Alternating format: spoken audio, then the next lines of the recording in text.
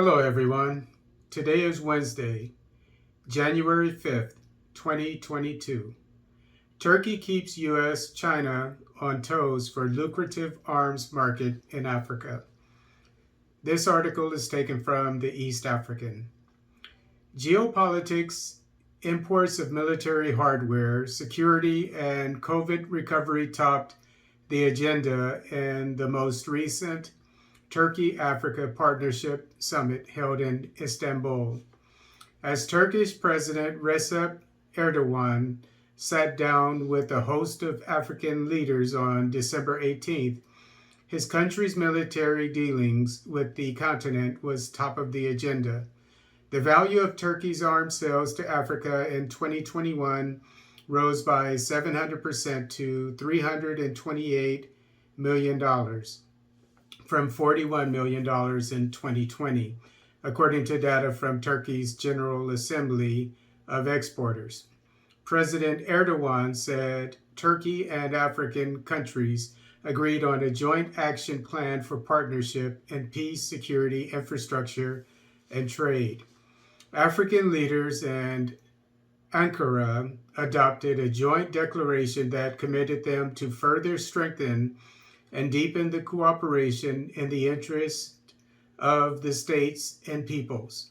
Kenya, Uganda, Ethiopia, Nigeria, Tanzania, Rwanda, and Somalia are some of the Eastern African countries that have defense pacts with Ankara, offering a market for rifles, tankers, and drones. Turkey has, in the past 2 years, deepened ties with the continent, which has resulted in signing several trade and defense pacts. So far, it has signed 16 agreements with African countries as it seeks to make the continent its third largest export market for defense equipment. The country is renowned for its manufacture of helicopter engines, armored land vehicles, rockets and missiles, light weapons, and defense software. For the continent, Turkey offers competitive prices for its military hardware with a no-strings-attached policy. Ankara already has a military base in Somalia and Morocco. Its latest sales to Addis Ababa, which is currently quelling a civil war in the northern region of Tigray, didn't go unnoticed. In August, Turkey signed a military cooperation deal with Ethiopian Prime Minister Abiy Ahmed and sent an unspecified number of drones to Addis, which has been credited with tilting the war in favor of Mr. Abiy. But Ankara has since responded to international pressure and halted the sales. Ethiopia can buy these drones from whoever they want. Turkey's foreign ministry spokesman said in October, neither confirming or denying the sales. Turkish defense and aviation exports to Ethiopia rose to $94.6 million between in the 11 months to November 2021, up from around $235,000 in the same period in 2020.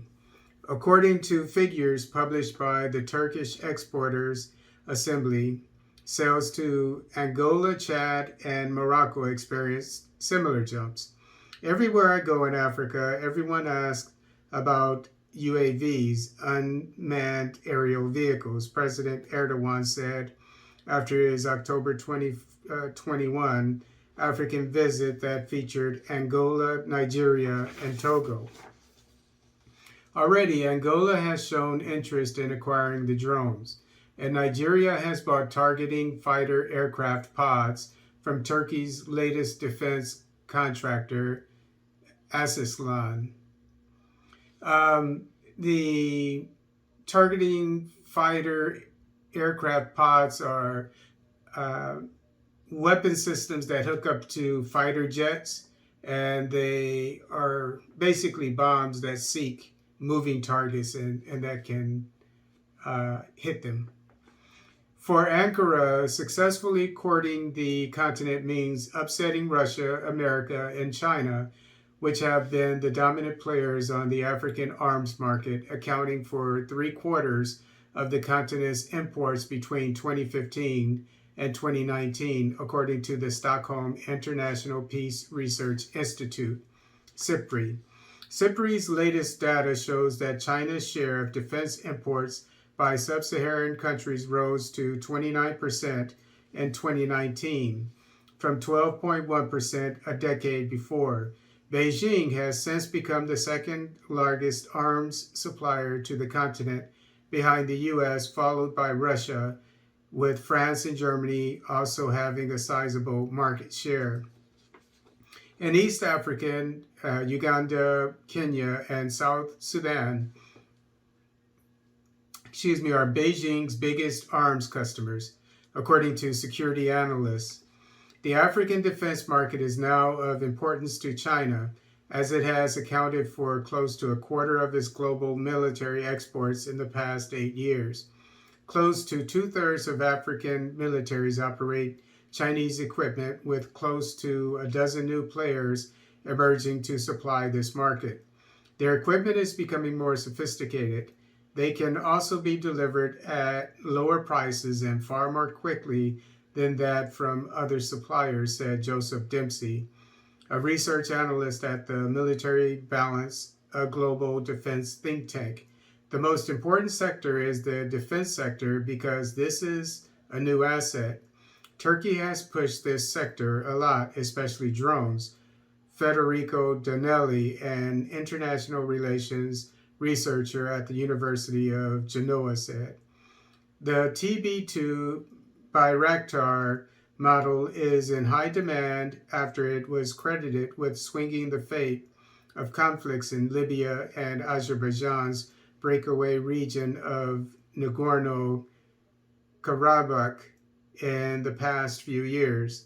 The drones are made by the private Baykar company run by one of Erdogan's sons-in-law.